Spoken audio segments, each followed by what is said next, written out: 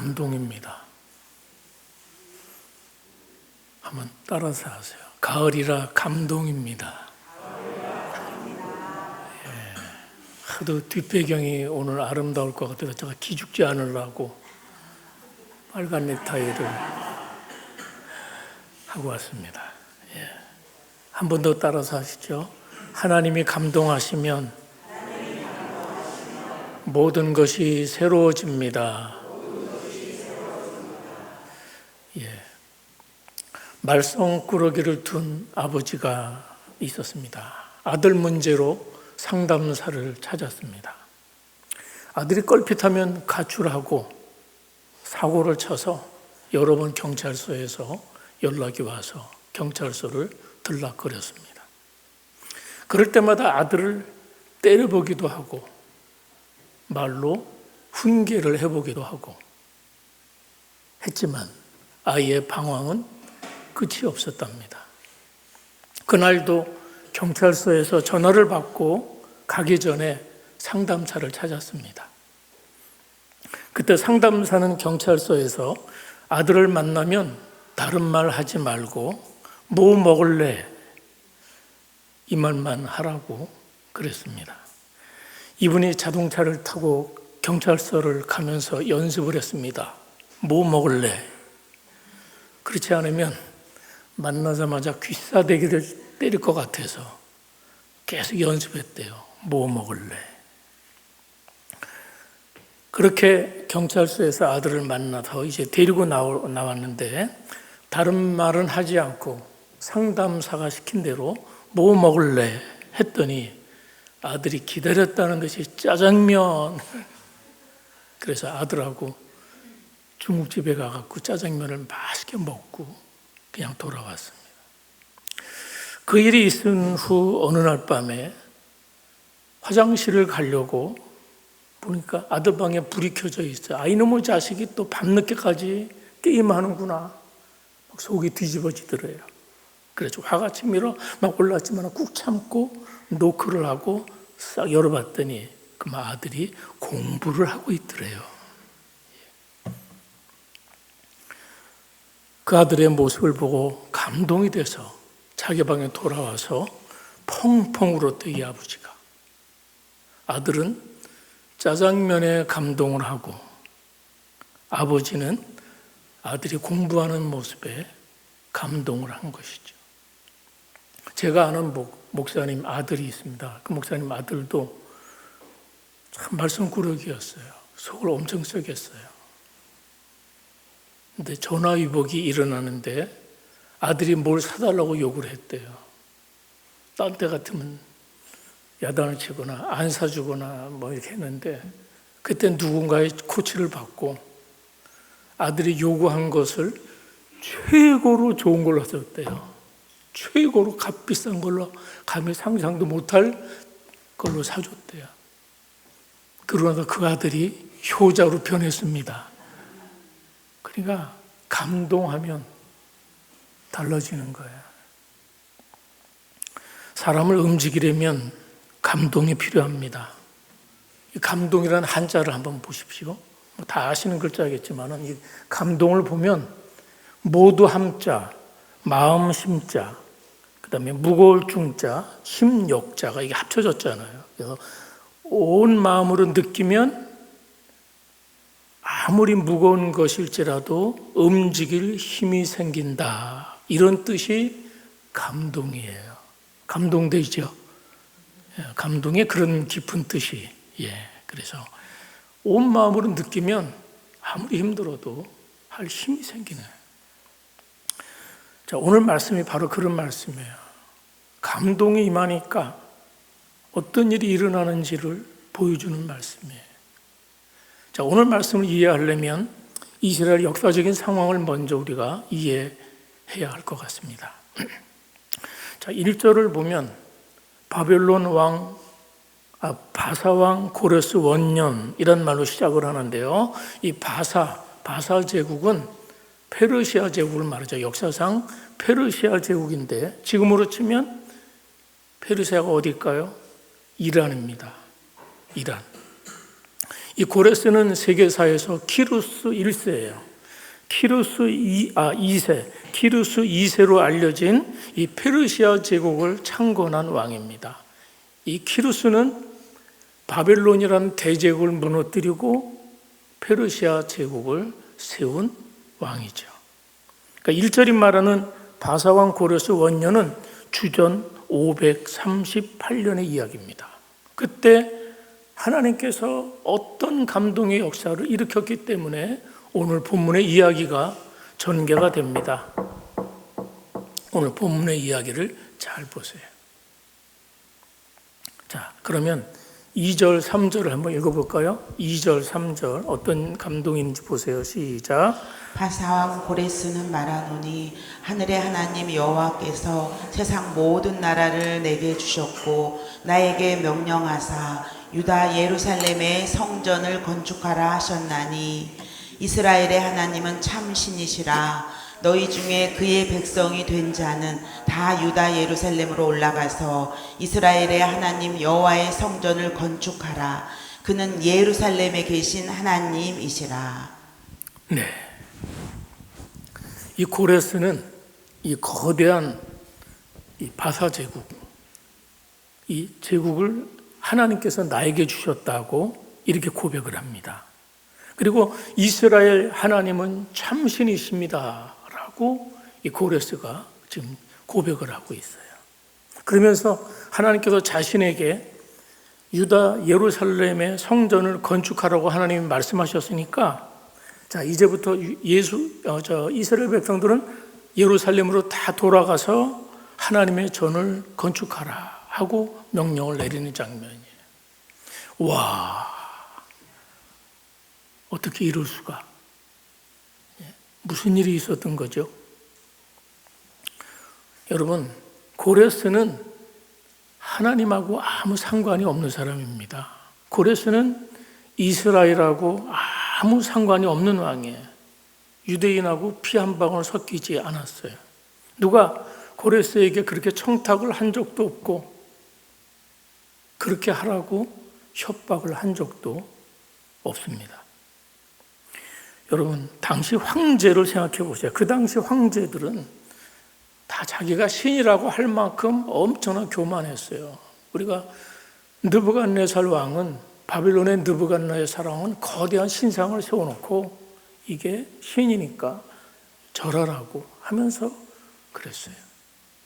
이 바사 제국의 페르시아 제국의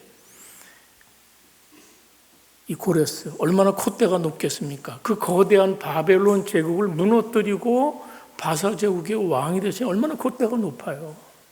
그런데 그 왕이 어떻게 이스라엘의 하나님이 참신이다라는 고백이 나옵니까? 그리고 이스라엘이 포로로 잡아온 사람들을 다 돌려보내는 거예요. 가서 성전을 건축하라. 그러면서 너희 하나님이 함께 하실 거야 하고 축복까지 해줍니다. 어떻게 이룰 수 있습니까? 그 이유가 1절에 나와요. 왜 그랬을까요? 1절 시작. 바사왕 고레스 원년에 여호와께서 예레미야의 입을 통하여 하신 말씀을 이루게 하시려고 바사왕 고레스의 마음을 감동시키심에 그가 이게 지금 1절의 주어는 고레스가 아니고 하나님이 주어예요. 자, 하나님께서 예레미야에게 이미 오래전에 어떤 말씀을 주셨는데 그 말씀을 이루기 위해서 어떻게 했다고요? 고레스에게 감동했다는 거예요. 감동을 주셨다는 거예요. 그러면 그 말씀이 무엇이었겠습니까? 뭐 여러 군데 나와요. 예레미야에도 나오고 이사야에도 나오고 다 몇 군데 나오는데 한 군데만 보겠습니다. 예레미야 29장 10절이에요. 나 여호와가 같이 한번 읽어볼까요? 시작. 나 여호와가 바벨론에서 70년이 지나면 내가 너희를 돌보고 나의 전화를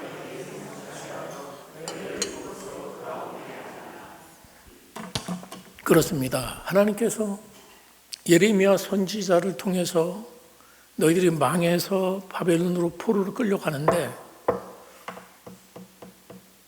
포로로 끌려가는데 기한이 차면 70년이 차면 돌아올 것이야 라고 예언을 하셨어요.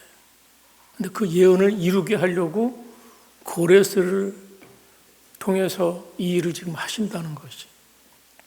고레스의 이 조소가요, 그 고고학적으로 발굴이 돼서 대형 박물관에 있어요. 사진 하나 보여주세요.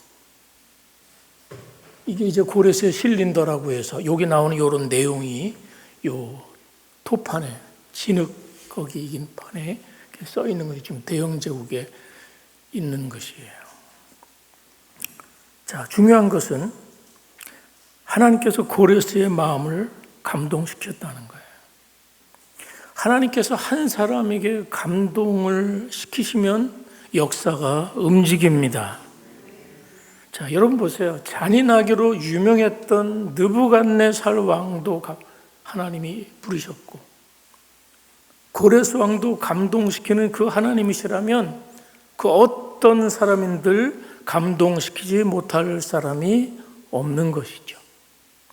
하나님이 움직이시면 어떤 교만한 사람도 변합니다. 하나님이 감동하시면 한 사람만이 아니라 한 나라도 뒤집힙니다. 맞습니까? 그건 우리 삶에서도 마찬가지입니다. 우리가 이해할 수 없는 방법으로 우리의 상황 속에서 사람들을 하나님이 감동시키세요. 그래서 그 사람을 통해서 하나님의 뜻을 이루어 가시죠. 직장에서 또는 교회에서 또는 가정에서 하나님이 감동시키면 불가능해 보이는 일들이 이루어집니다. 이게 하나님의 감동의 역사예요. 여러분, 사도 바울 아시죠? 이 사도 바울이 얼마나 변하기가 어려운 사람이었습니까? 그는 정말 변할 수 없는 사람이었어요. 그런데 하나님께서 그런 그를 붙잡아서 그 사도 바울을 감동시키니까 그의 생이 완전히 변화돼서 주님을 위해서 목숨을 걸고 전도하는 헌신자가 되었습니다. 바울은 하나님의 감동을 받고 바울이 또 하나 믿었던 게 있어요. 나에게 감동하셔서 나를 변화시키는 하나님께서는 저 로마도 변화시키실 것이야. 그렇게 감동을 받았어요. 그래서 그는 평생 소원이 뭐예요? 로마에 가야 하리라. 나는 로마에 가야 하리라. 수많은 나라들을 돌아다니면서 나는 마지막에 저 로마로 가야 하리라. 그렇게 생각을 했어요. 그런데 그는 로마에 마침내 갔죠. 어떻게 해요? 죄수의 몸으로 갔어요. 어떤 일이 일어났습니까? 그의 믿음대로 마침내 AD 313년에 로마 황제 콘스탄티누스가 기독교를 공인하는 밀라노 칙령을 발표했어요. 하나님께서 꿈을 통해서 이 콘스탄틴의 꿈을 통해서 감동을 시키니까 콘스탄틴 황제가 기독교 신자가 된 줄 믿습니다.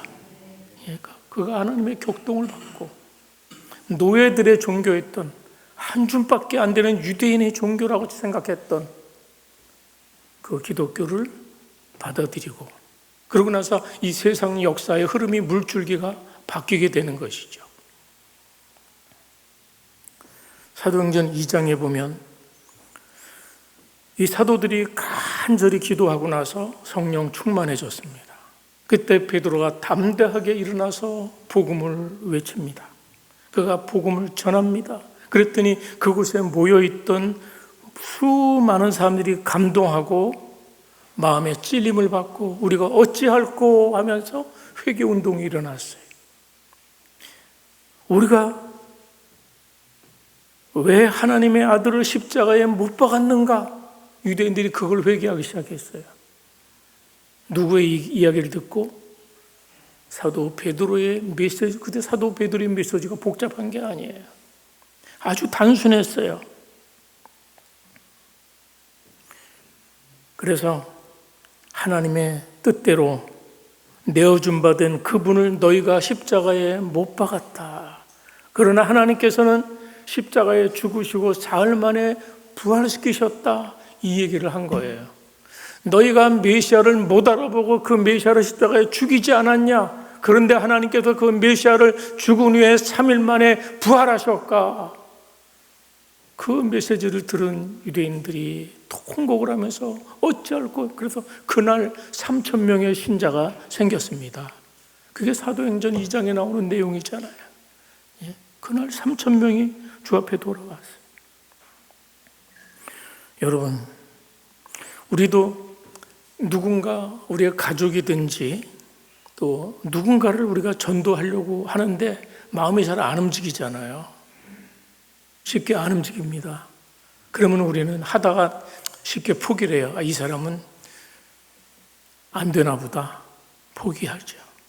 그런데 여러분, 우리가 잊지 말아야 될 것은 사람의 마음을 움직이고 감동하는 것은 내 힘으로 하는 게 아닙니다. 그러니까 내 힘과 내 지혜로 내 말로 상대를 전도하는 게 아니에요.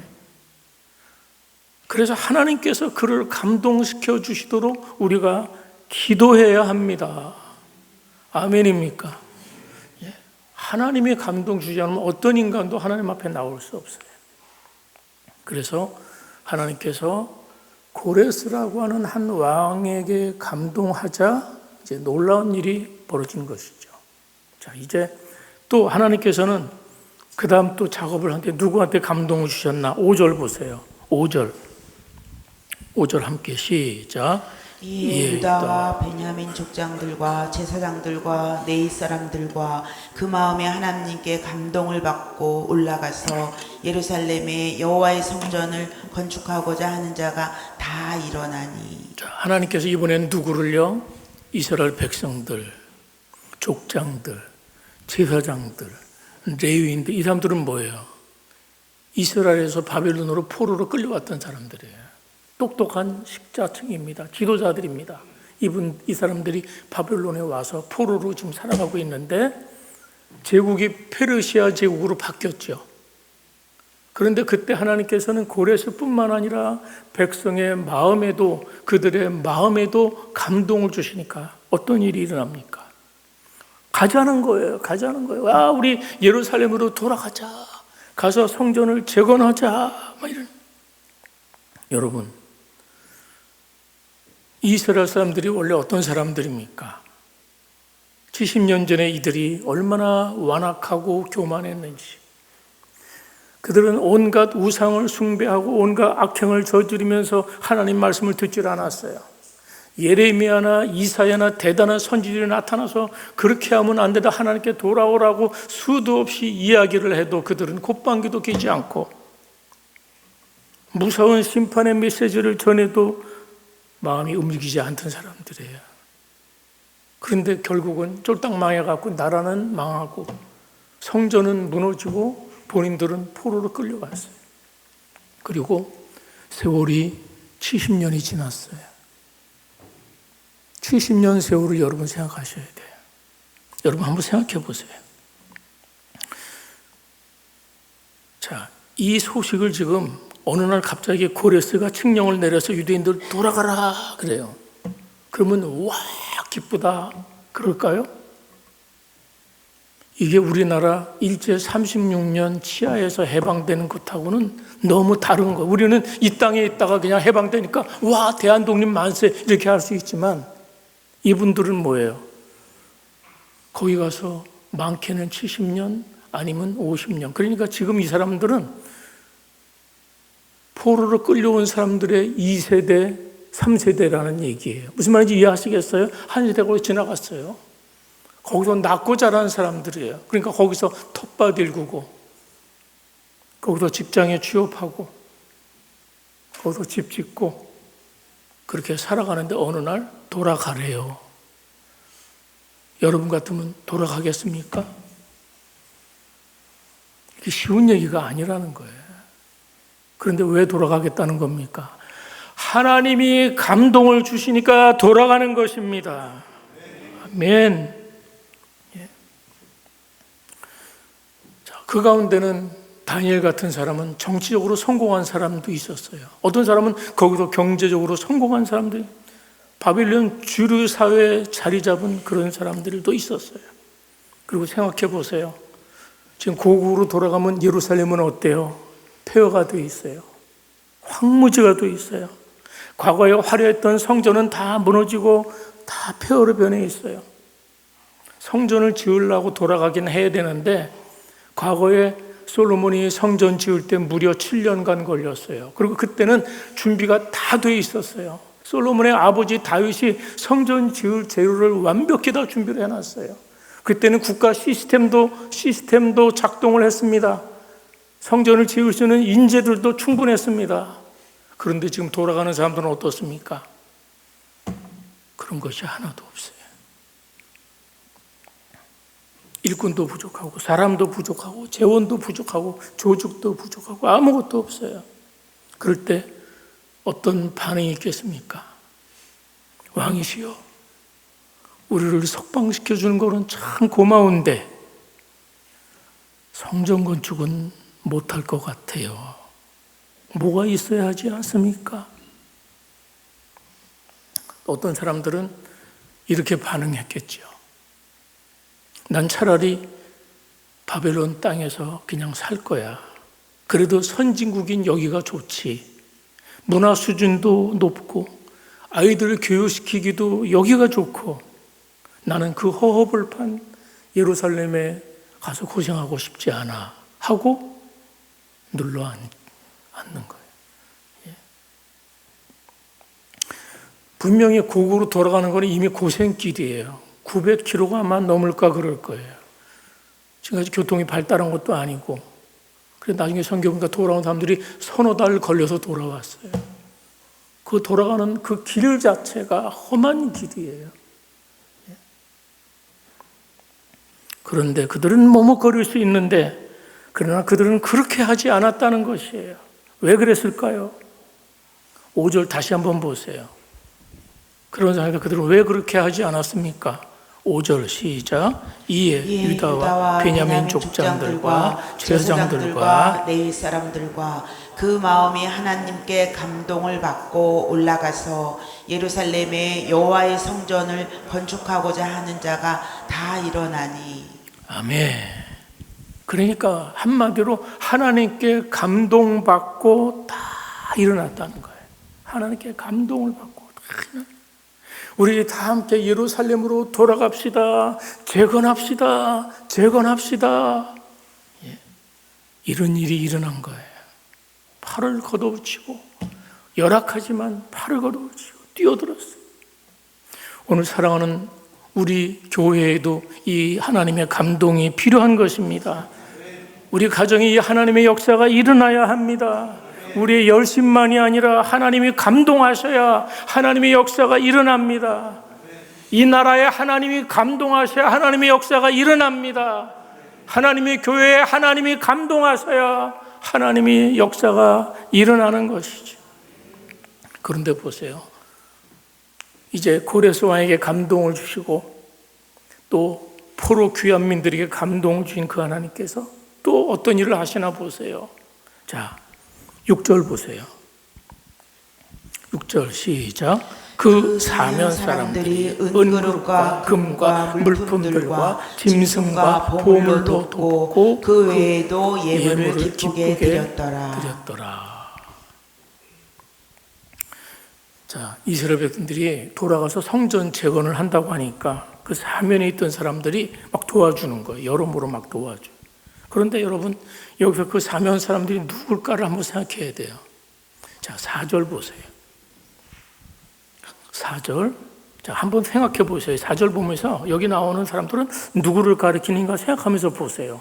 4절 시작. 그 남아있는 백성이 어느 곳에 머물러 살든지 그곳 사람들이 마땅히 은과 금과 그 밖의 물건과 짐승으로 도와주고 그 외에도 예루살렘에 세울 하나님의 성전을 위하여 예물을 기쁘게 드릴지니라 하였더라. 이게 이제 고레스 왕의 칙령의 내용인데요. 자, 여기서 눈여겨볼 대목이 두 가지예요. 하나는 남아있는 백성은 누구고 그곳 사람들이 누군가 하는 거예요. 자, 그 남아있는 백성은 누굴까요? 그 남아있는 백성은 예루살렘으로 돌아가기로 한 사람들 말하는 거예요. 어떤 사람들?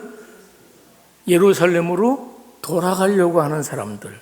그래서 고레스의 칙령에 감동을 받고 돌아가기로 한 귀한 대상자들이에요. 자, 그 다음에 나오는 그곳 사람들 있죠. 그곳에 사는 사람들은 누굴까요? 그러면 이 사람들은 두 가지로 해석할 수 있어요. 하나는 이방인들이고, 그러니까 유대인이 아닌 페르시아 사람이거나 바빌론 사람이 그런 사람들일 수 있고, 또 하나는 누구냐? 이게 중요한 거예요. 바로 예루살렘으로 돌아가지 않기로 한 유대인이라는 거예요. 누구라고요? 돌아가지 않으려는 사람들. 아까 얘기했죠? 돌아가는 사람도 있고 안 돌아가는 사람도 있다고요. 사실은 돌아온 사람보다 안 돌아온 사람이 훨씬 많습니다. 훨씬 많아요. 앞으로 3차례에 걸쳐 돌아가는데요, 그렇게 다 돌아온 사람이 많지 않았어요. 한 번 돌아올 때 한 5만 명, 4만 명, 3만 명 이런 수준이에요. 많이 돌아오지 않고 눌러 산 사람이 많습니다. 그런데 어떤 일이 벌어지는 겁니까? 이 고레스 왕의 칙령은 이 돌아가기로 한 사람들을 위해서 은과 금과 그 밖의 물건을 도와주라는 거예요. 성전을 위해서 예물을 기쁘게 드리라는 걸 요구했어요.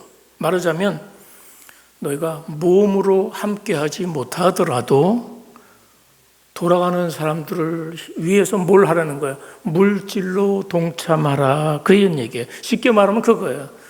안 가는 사람들은 좋다. 안 가는 사람들은 가는 사람들 성전 건축을 위해서 너희가 물질로 지원을 하라. 이렇게 되는 거예요. 자, 사람들의 형편과 사정은 다릅니다. 하나님은 한 사람도 빠지지 말고 다 돌아가라 강요하지 않으셨다는 거예요.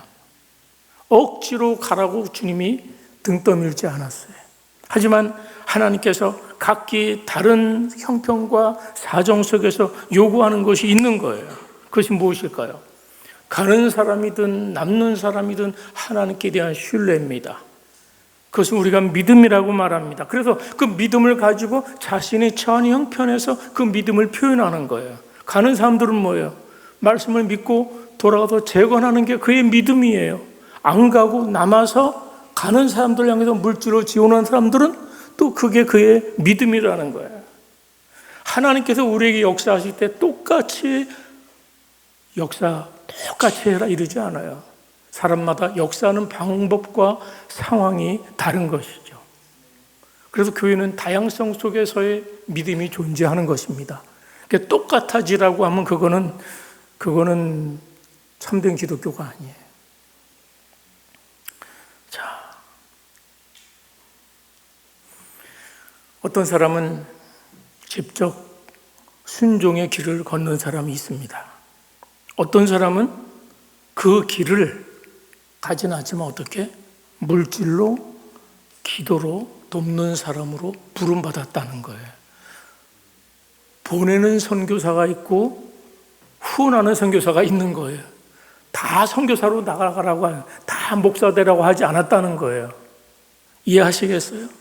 그래서 우리는 순종하는 부름이 있고 또 그 부름에 응답하는 다양한 일하심이 있다는 거예요. 그래서 일어나 가라는 감동을 주시면 일어나서 가시기 바랍니다. 순종하시기 바랍니다. 하나님 또 어떤 감동을 주시냐? 도와주라고 자꾸 감동을 주세요. 도우라. 그러면 그 감동이 올 때 여러분이 그 감동에 순종하면 되네. 그러면 그게 뭐예요? 하나님 나라 역사에 참여하는 일이 되는 것입니다.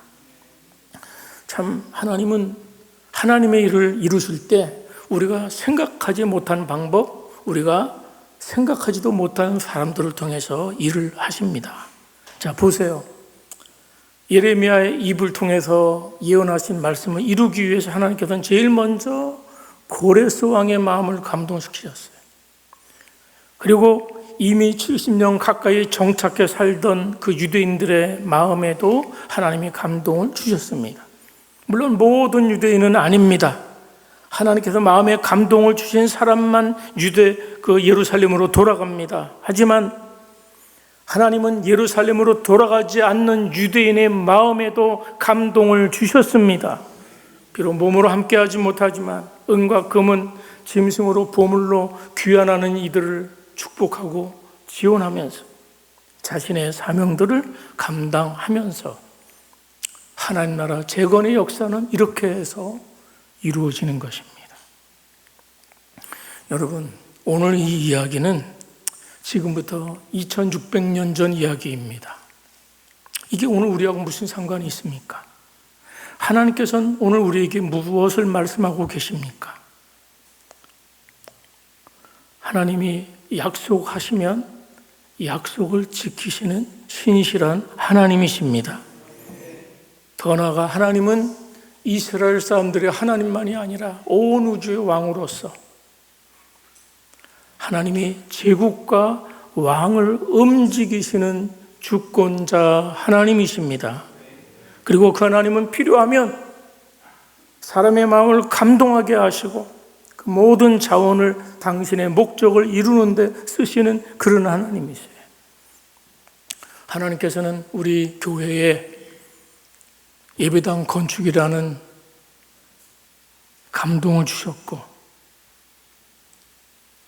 짓게 하셨어요. 누가? 하나님이 감동하시니까 예배당 건축이 이루어진 겁니다. 제 평생 목회 소원에 예배당 짓는 꿈은 없었어요. 왜? 건물이 중요한 게 아니기 때문에 그런 저는 꿈도 꾸질 않았어요. 하나님의 감동이. 그래서 우리는 이 예배당 건축이 하나님이 감동이라고 생각하고 받아들이고 시작한 거예요. 근데 쉽지 않은 일이죠, 여러분. 왜? 이 일은 상당히 힘든 일이에요. 건축을 한다는 건. 이 일을 하려면 또 뭔가 필요한 것이 있고 또 헌금을 해야 되고 또 누군가는 또 희생을 하는 이런 일들이 요구되는 것이었어요. 마치 성전 재건을 위해서 예루살렘으로 돌아가야 되는 유다 백성처럼 이 일에는 뭐예요? 순종한다는 그 믿음으로 우리가 감당을 했어야 하는 것이죠. 결론은 뭡니까? 하나님이 하게 하셨고 하나님이 마치게 하셨습니다. 하나님이 이 일의 주인이시고 인도자이시고 마침이 되십니다. 사랑하는 여러분, 우리가 우리 힘으로 알아서 감당하라고 성경은 말하지 않습니다. 하나님께서 감동을 주시니까, 일정한 감동을 주시니까 우리는 이 자리에 있는 것이고, 하나님이 이 감동을 주시니까 여러분은 드림숲 교회 교인이 된 줄 믿습니다. 예? 하나님의 감동으로 여러분이 사실 여기 와 있는 거예요. 예? 그렇지 않아요? 어떤 분들은 전혀 예수 외자도 모르는 분들도 여기 와 앉아 있어요. 교회를 전혀 나가보지 않는 분들도 이 자리에 와 있어요. 그 보이지 않지만 눈에 보이지 않는 하나님의 감동이 아니면 그 일을 이룰 수가 없는 것이죠. 믿으십니까? 믿으십니까? 제가 이름은 거명 안 하려고요. 예. 누구누구라고. 예. 그렇습니다. 우리의 형편과 처지는 다 다르지만 우리가 있는 자리에서 하나님 우리에게 요구하시는 게 뭘까요? 믿음입니다. 하나님 우리에게 감동을 주셔서 그 믿음에 반응하는 사람들을 원하시는 거죠. 그리고 중요한 거는 그 일을 이루시는 분이 언제나 하나님이시라는 사실입니다. 하나님이 원하시면 누구의 마음이라도 감동하게 하셔서 그 일에 동참하게 하시는 하나님이 그 일을 이루시고 이루어 가실 것입니다. 저는 기대합니다. 그래서 우리가 늘 우리의 자원만을 바라보면 안 돼요. 여러분의 가정에 있는 자원만을 보면 안 돼요. 나는 요것밖에 안 되니까 나는 내 인생이 요것만큼이야. 아니라는 거예요. 우리 교회가 가진 거는 요거니까 우리는 요거야. 아니라는 거예요. 사랑하는 여러분, 하나님을 기대하시기 바랍니다. 믿음으로 하나님을 기대하시기 바랍니다. 하나님께서 하실 일을 믿음으로 내 삶 속에 하나님이 하신 일을 기대하세요. 여러분 사업하는 분들도 그렇게 기대하고 하셔야 돼요. 내 힘과 능력으로만 사업하는 게 아니에요. 우리 이번에 다니엘 기도의 간증인지 하시는 분들 보세요. 그 간증들 하나하나 들으면 하나님이 하시는구나. 하나님을 기대하십시오. 하나님이 일하실 걸 기대하십시오. 그래서 우리는 참 감사한 거는 내 앞에 그런 복된 여정이 놓여 있습니다. 할렐루야. 우리 앞에 나는 부족하지만, 나는 연약하지만 크신 하나님이 감동하시면, 그분이 함께 하시면 어떤 일이 일어날지 모르는 그 놀라운 복된 여정이 오늘 우리 앞에, 여러분의 지금은 이루어지지 않는다고 해도 그 언젠가는 놀라운 하나님의 섭리와 역사가 이루어질 줄 믿습니다. 하나님이 감동하시면 됩니다. 감동하시면 됩니다. 기도하겠습니다. 다시 한번 말씀을 생각하면서